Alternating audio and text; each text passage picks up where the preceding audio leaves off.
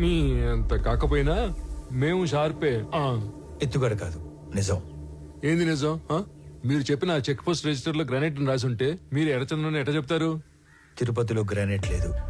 ఆ బెల్ట్ లో గ్రానైట్ ఒక్క ప్రకాశం జిల్లాలోనే ఉంది. వాళ్ళంతా అటునుంచి అటే మెడ్రాస్ పోర్ట్ నుంచి ఎక్స్పోర్ట్ చేస్తూ ఉంటారు. పీలేరు చెక్ పోస్ట్ లో వర్మ తాలూకు కంటైనర్ల ఎంట్రీలు ఉన్నాయి. అంటే మంగళూరు పోర్టుకి వెళ్ళాయి. ఇక్కడ నుంచి మంగళూరుకి బయలుదేరిన మనుషులు కనపడట్లేదు. సరే అనుకుందాం. ఈ మిస్ అయిన సురేందర్కి కంటైనర్ల ఎంట్రీలకి సంబంధం ఏంది? అంటే వర్మతో కలిసి సురేంద్ర ఆ స్మగ్లింగ్ చేస్తున్నాడా? తప్పు కదంట్రా సామె. ఈ కంటైనర్ల బ్యాచ్ మొత్తం మిస్ అయ్యారని అనుకుందాం. వాళ్ళ ఇళ్ళలో వాళ్ళందరూ ఊరకే ఎందుకు కూర్చుంటారు? ఎక్కడ కంప్లైంట్ ఇచ్చినట్టు నా నోటీస్కి రాలేదే. వాళ్ళ అడ్రస్లు మీ దగ్గర ఉన్నాయా? సారీ సార్, నా దగ్గర వేరే డీటెయిల్స్ ఏమి లేవు. సురేందర్ది చీటింగ్ కేసు కాదు, మిస్సింగ్ కేసు అని ప్రూవ్ చేస్తానని చెప్పాను, చేశాను. మీకు అఫీషియల్గా మెమో కావాలంటే పంపుతాను. వద్దులే, మాకు ఈ మెమోలు డెమోలు ఏం వద్దులే, కానీ మీ మిస్సింగ్ కేసు సీరియస్గా తీసుకుంటాను. ఈడెవడ్రా సామి, అటు తిరిగి ఇటు తిరిగి మాల్కి దీనికి లింక్ పెట్టాడు. చట్టంలో గవర్నమెంట్ ఉద్యోగానికి 1,00,000 బాధ్యతలు చేయాలని రాసి ఉంటది. అవన్నీ చేయకూడదు. స్టాండర్డ్ గా కొన్ని ఉంటాయి, మూసుకొని అవి చేసుకుంటూ పోవటమే. అట్ట కాదు, అవన్నీ బాధ్యతలు నేనే చేసేస్తా, ఏదో ఉద్ధరించేస్తా అని అంతు లగెత్తావు అనుకో, ఇదిగో ఇటు యాక్సిడెంట్లు అవుతాయి, ఇటు కాలు ఎదుగుతాయి. అయినా ఇవన్నీ నాకెందుకులే, నువ్వే యాక్సిడెంట్ చేసావని నిజాయితీగా పైకి రిపోర్ట్ రాస్తా.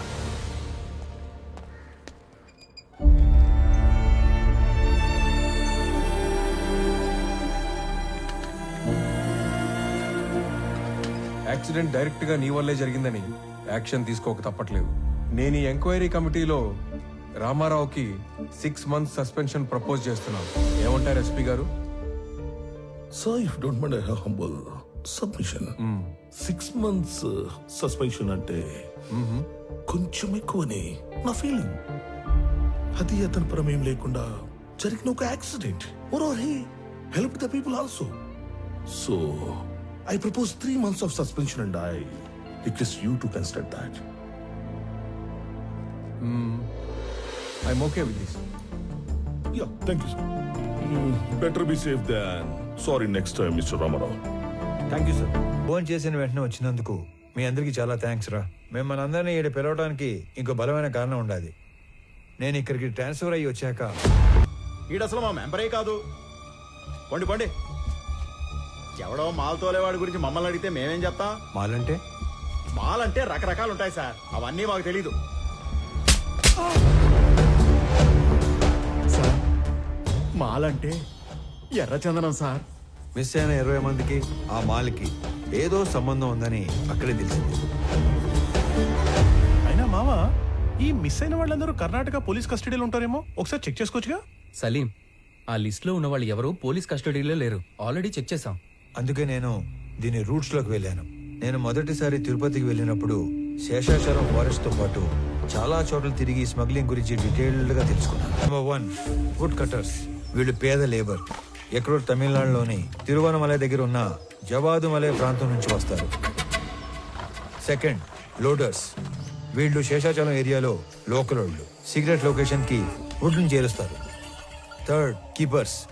వీళ్ళు కూడా లోకల్ వాళ్లే. సీక్రెట్ లొకేషన్స్ లో ఎర్ర చందనాన్ని కొన్ని రోజుల పాటు దాస్తారు. చిన్న మొక్కైనా సరే నీళ్ళలో వేస్తే మునిగిపోయే గుణమున్న ఈ ఎర్ర కొయ్యని ఒక్కోసారి నెలల కొద్దీ చెరువుల్లో కుంటల్లో దాచి ఉంచి కాపాడతారు. Fourth, transporters. వర్మ లాంటి వాళ్ళు సీక్రెట్ లొకేషన్ నుంచి పోర్టు దాకా చేరవేస్తారు. Fifth, exporters. వీళ్ళ కంపెనీల పేర్ల మీద ఎర్ర చందనాన్ని గ్రానైట్, ఫుడ్ లేదా టొబాకో పేరుతో ఎక్స్పోర్ట్ చేస్తారు. పెద్దగా రిస్క్ లేని పని చేసే ట్రాన్స్పోర్టర్స్ మొత్తం ఇప్పుడు మిస్ అవ్వడమే ఒక పెద్ద మిస్టరీగా ఉంది. ఈ 5 లేయర్లు కాకుండా వీళ్ళందరిపైన ఒక కింగ్ పిన్ ఉంటాడు. వాడుక భాషలో వాడినే డాన్ అంటారు. ఈసారి 12 కంటైనర్ల ఎర్ర చందనం, దాన్ని తీసుకెళ్తున్న మనుషులు మిస్ అయ్యారు కాబట్టి నా అంచనా ప్రకారం వాళ్ళ మనుషులు కూడా వెతుకుతూనే ఉండాలి. ఈ కేసుని క్రాక్ చేయడానికి మీకు తెలిసింది చెప్పండి, చేయగలిగింది చేయండి. మీ అందరికీ తెలుసు నేను మైసూర్ దూరదర్శన్లో పనిచేస్తున్నానని. మంగళూరు పోర్ట్ ఏజెంట్ల ఇన్ఫర్మేషన్ మా దగ్గర ఉంది. ఈ ఎర్రచందనం స్మగ్లింగ్ మీద మేం డాక్యుమెంటరీ చేసినప్పుడు ఇదంతా గ్యాదర్ చేశాం. నీకేమైనా కాంటాక్ట్ తెలుసా? మైసూర్ ఫోన్ చేసి రేపే కొలీగ్ దగ్గర కాంటాక్ట్ తీసుకుంటా.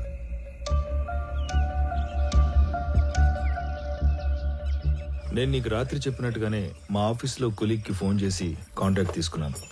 నువ్వు అనుమానించినట్టే పోర్ట్ ఏజెంట్ అప్పుడు మిస్ అయిన మాల్ కోసం తిరుగుతున్నాడంట. నువ్వు వెళ్ళి కలవచ్చు. సరే మరి నేను వస్తా. అలాగే.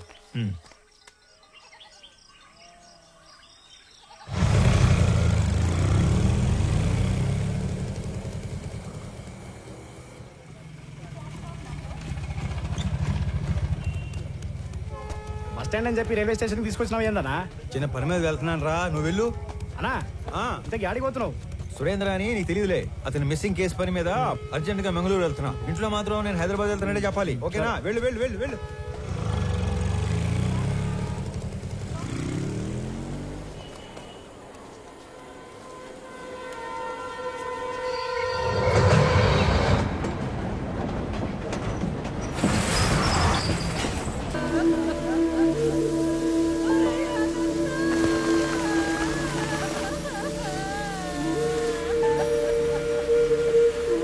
బిడ్డ చురుగ్గా ఉండే కుర్రాడు. తల్లి అంత అయిపోయిళ్ళా? అదిగో వాడేనమ్మా ఇంట నా బిడ్డ తీసుకుపోయినాడు. ఇదిగో ముఖం కూడా చూడడానికి లేకుండా కట్లు కట్టి తెచ్చి పట్టేసినాడు. ఒరేయ్, రామారావు, పోతావా నువ్వు? నాశనం అయిపోతావు, సర్వనాశనం అయిపోతావు, పట్టుబట్టుకుపోతావు, దొంగపట్టుకుపోతావు. పోతావా నువ్వు? బస్ లో హైదరాబాద్ పోవాల్సిన ఓడివి ట్రైన్ లో మంగళూరు ఎందుకు పోతాండావురా?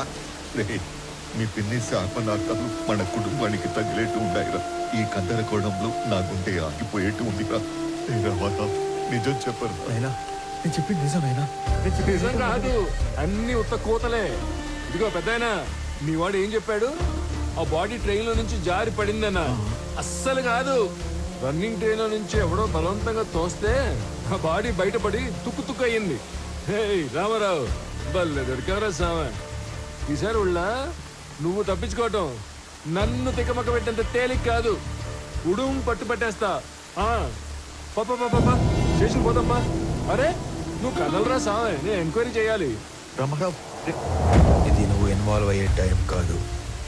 ఇప్పుడు మా ఇంట్లో ఎమోషన్స్ కంట్రోల్లో లేవు.